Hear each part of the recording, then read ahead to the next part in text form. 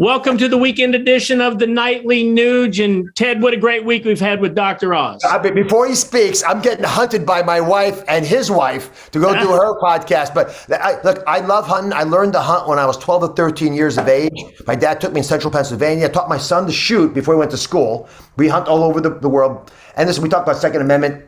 Hunting has nothing to do with that. This is Second Amendment is about your God-given American Constitution protected right to keep and bear arms. Exactly. But hunting is an important building block, I believe, for society. And people who like to hunt become sportsmen. I do a lot of bird hunting. We've gone after boar, which has been popular with my son and I. And what I've really learned more than anything else, that you're not out there killing.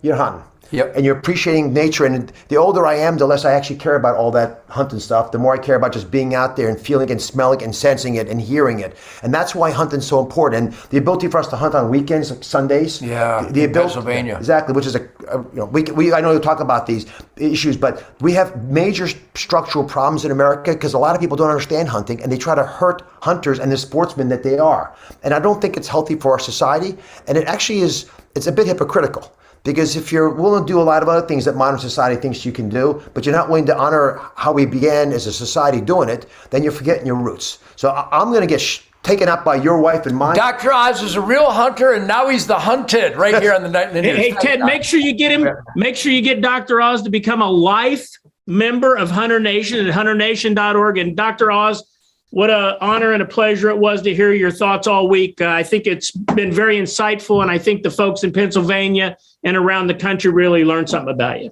God bless you, my friend. All right, you guys keep talking. All right. Well, Keith, I got to tell you, we've really educated a lot of people. I wish I didn't have to get in the political world and endorse people, but I have core beliefs, and when I find a guy that represents those core beliefs, I want him going to the halls of Congress and to the halls of the Senate, and I want them representing. So I hope everybody has learned a lot about Dr. Mehmet Oz.